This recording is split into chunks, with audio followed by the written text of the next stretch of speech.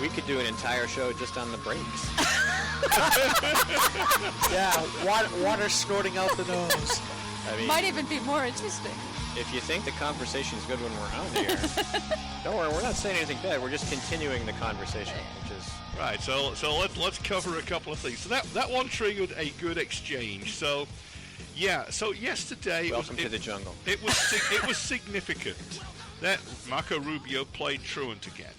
There was a conservative review convention in South Carolina. It was a big effing deal, as Mr. Biden would say. It had Michelle Malkin, Mark Levin, a couple other conservative talk hosts. It had all the top. It had panache. It had conservative panache. It had all the beautiful people. all the top conservative candidates lined up to be there, and their surrogates to introduce them. And I'll come back to that because it's important. The people were lined up around the block to get into the convention center at the whatever university, and what a great name for a school. We should call them all that. Whatever all the liberal schools. Wasn't it Myrtle Beach? University. I think it was at Myrtle Beach, right? Okay, go ahead. South Carolina. Never mind. I'll okay. find. The place is not important. No, it's what is important is that Marco Rubio had a better offer and didn't show. But he waited till 5 minutes before he was due to get on the stage to tell him. They even tried to move the schedule around to fit him in, but he didn't show. Why? Because he was with Megyn Kelly and with Frank Luntz. By the way, that's also... Is that right? Yeah. And he was with Megyn Kelly, with his newfound bud, Nikki Haley. So then we get on to what I think it was Jane said, and when Skip nearly had an accident with his computer and a bottle of water, which is that I can actually get you a waterproof laptop. They're really expensive. yeah. My friend Scott runs Tough Books because he doesn't trust himself not to spill coffee on him. And he doesn't want the feds snooping either. But be that as it may, so Jane said, yeah. So he's there with Megyn Kelly. He's on Megyn Kelly with Nikki Haley. She's endorsing him, and she's probably going to be his running mate. And Skip went. Yeah. No, they actually asked the question. Yeah. And I had been thinking that too. Why would she jump? Like 3 weeks before, she had been asked about Rubio, and she had said, "I am not for amnesty." Just bang. No, I'm not for amnesty, but Rubio is, so we don't agree on that. So now, a few weeks later, here she jumps so on. So she just gave Rubio amnesty on amnesty. I get it. What the heck I see is how she that works. doing? I'm like, holy moly! It's a political move, it's right? obvious. She's an ambitious young lady. She was already allowed to give the Republican response with a spotty record, by the way. To the state. I'll come back to that. The State of the Union show, where she panned the angry voices, meaning clearly not just Trump, but also Cruz. Absolutely. Okay. So it's clear where she wasn't, even if we weren't sure where she was. But from a philosophical point of view, she's not much more steadfast than Ben Carson. I.e., she's not really quite sure where she is. So she got herself in there as a conservative, and she may be doing okay things for the economy, I'm not sure.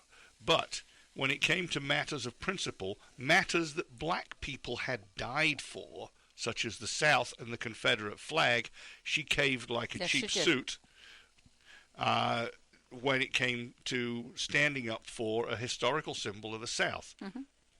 And let me say that again, that black people had died for.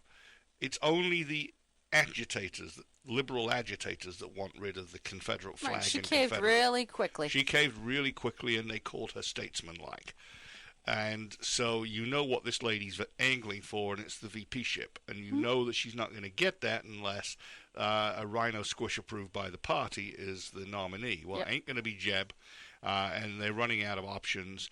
And the party is in panic because Rubio's probably their great white hope, and he's got more flaws than they thought. That's right, absolutely. I agree. If it was only amnesty, they wouldn't mind. It's the fact that he's actually fairly easily exposed as an empty suit with a very thin record. Yeah, and you know what? The issues thing for me I don't even care about the issue beyond amnesty, because he was so on top of no amnesty for his entire campaign. It was his number one campaign promise. No amnesty. He's in 4 weeks. He wins the election. They give him the Senate seat, and he goes to Washington, and within 4 to 5 weeks pens an amnesty, what is for all purposes an amnesty bill, although it's not amnesty in the wording.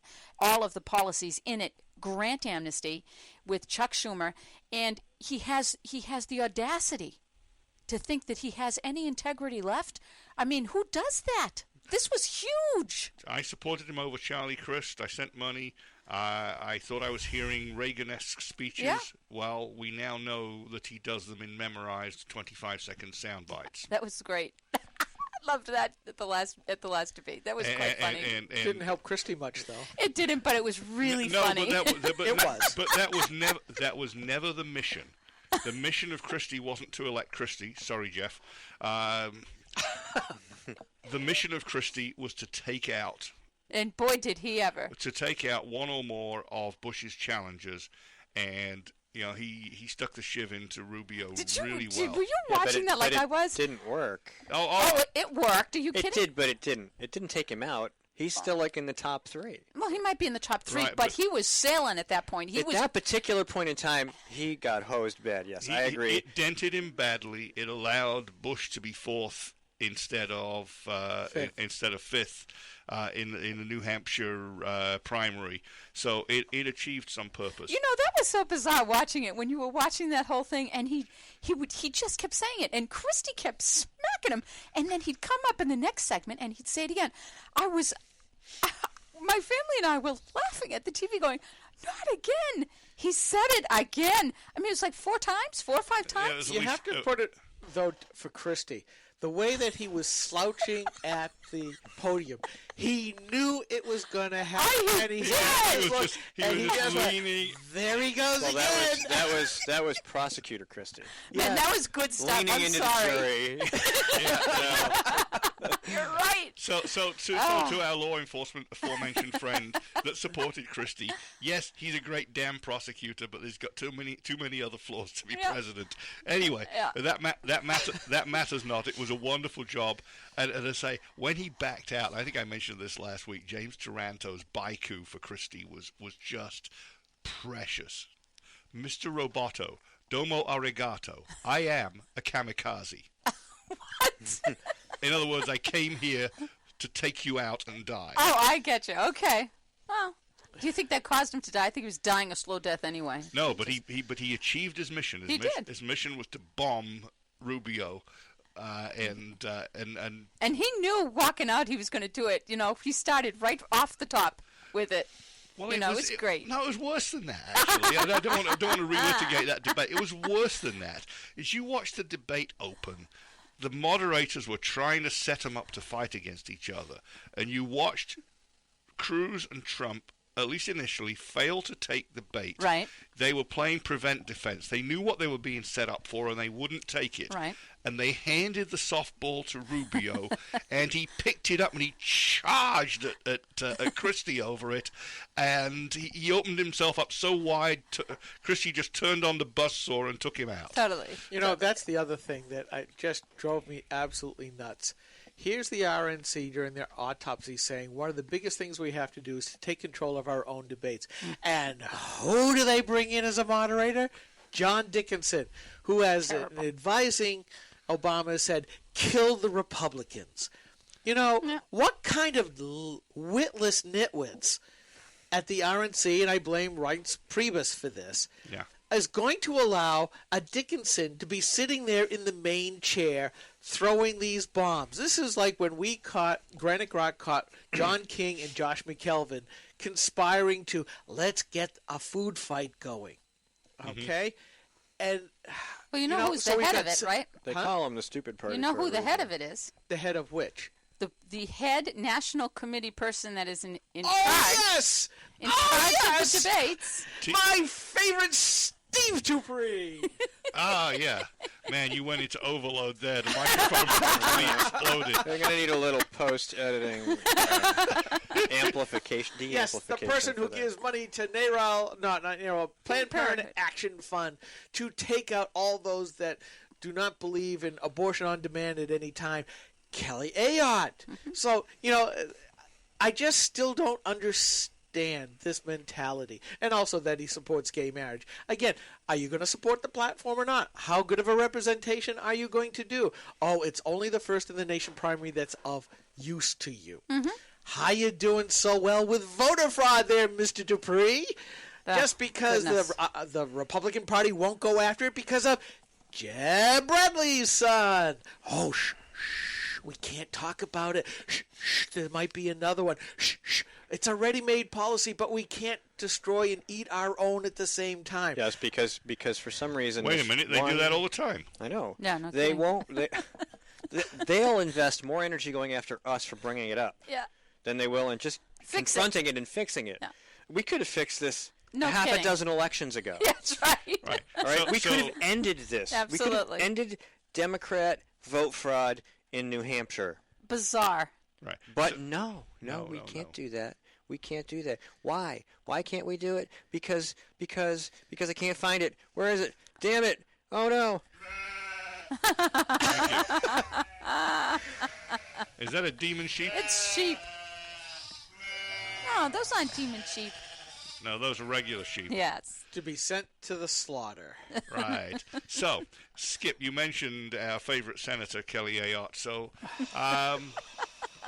let me just bring this up. I still can't believe we actually patted her on the our back. favorite New Hampshire senator. She actually is. Yeah. I mean, Oh, the God. choices are very limited, but given between the two, But I still can't believe that when she first took her office, that we were at an event, she came over to us, and I think kind of tentatively, given that we had supported Ovid, and we actually said, so far so good, Kelly. We're kind of I surprised. remember my wife was there. It was a Breitbart thing. Yeah, Andrew Breitbart and I was go there with, back and I go, James O'Keefe. oh, facepalm. I ever said what I did. Well, it's all right. Well, she started off, I guess. She with that. started the first year was good. Yeah. If you watch her trajectory according to the Club for Growth or any of these others that keep score over years, her score this past year is terrible. It's in the 40s, I think, but her lifetime score is like 70-something. Why? C+. Because it did well in the beginning. Because the first year she was in the high 90s. She was in and the second 90s, year yeah. she was 80-something. Maybe that's why she did it. And she's come down steadily ever since. Well, it's the senior slide, really. You You get think? there, you get in the swamp, you get in with the wrong kind of people, you begin to think and talk the way they do. The entire culture encompasses you, and you just become part of the So political who's class. going to primary her? Anybody here? I don't think so, but I can guarantee you she's probably going to lose. Well, I am hearing that there is a group that will run an independent just to make sure. Hemingway's she going to is. run independent, they said. Yeah. Well, Hemingway. don't talk to me about Judas. That's true, yeah. You know what? I don't understand. You want to make me vote for Kelly? Yeah, well, we can't do that either. But I mean, I don't understand how that happens either. So let's. I know what I'm going to get with Kelly. Let's just cover Judas that way. Hemingway for a I second. don't want what I'm getting. No, I don't want that, but Here we go. Yeah, I got thanked at the cruise after party by a guy who came up to me and said basically thanks for exposing Hemingway, and you don't know the half of how bad he is because this guy worked with him on the Gingrich campaign and has further opinions of just. Well, did you notice Throwback Thursday? I did an episode where he was supposed to be on the show, and he didn't show up. No, Yeah. really? Yeah. June 1st, 2013. Wow. And I'm like, wow. It's the same back then. Yeah, That's bad. got the record. So just two things very quickly. First of all, I shudder to think what suspending his disbelief got him.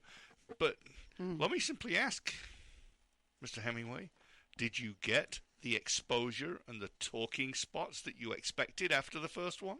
I think he got a couple, and He that's might been have. it. But it's not going to be enough because it's out now. He didn't get what he thought he was going to get. He abandoned principle That's right. to go with the Trump campaign to chase the shiny object. And if he's going to be successful in New Hampshire on that trajectory, he needs to go full rhino because the party's Right, exactly. not going to back him if they've got a better rhino they can trust. No, well, the party.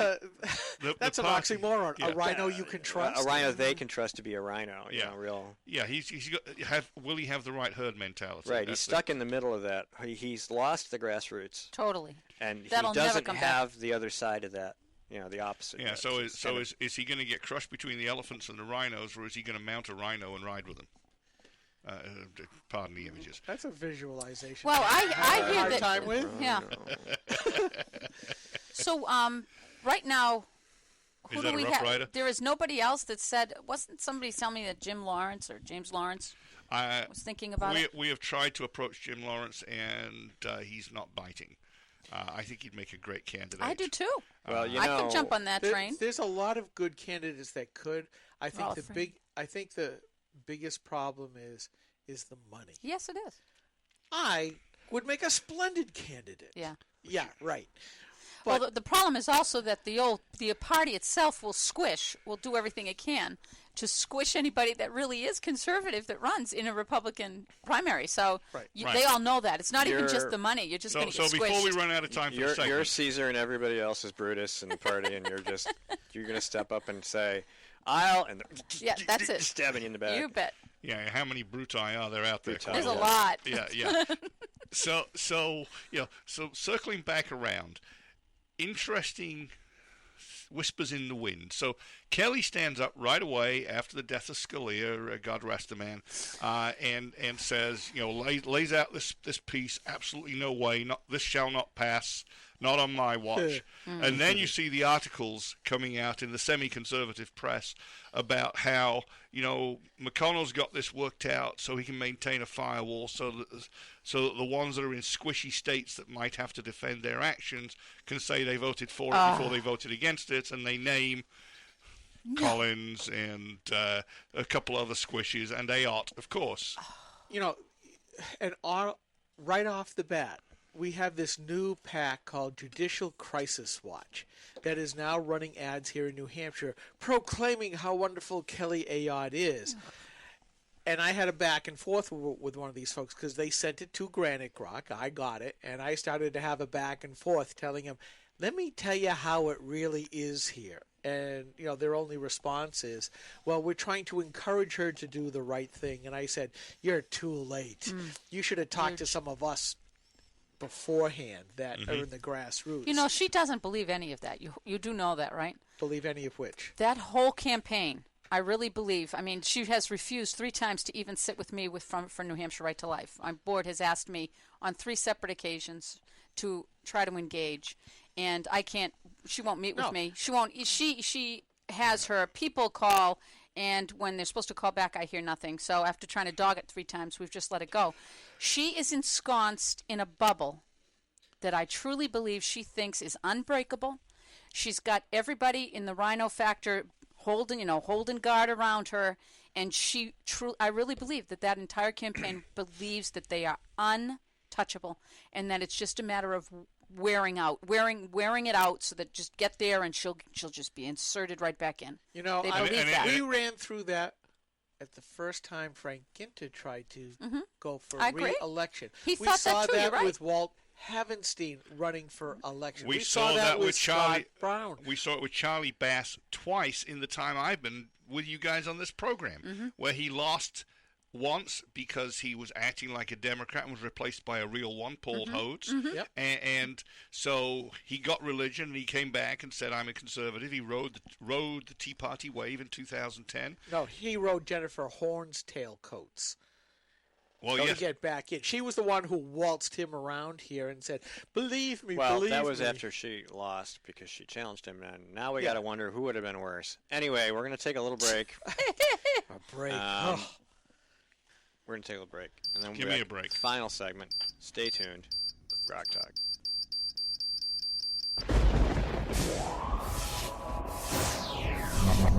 Rock Talk.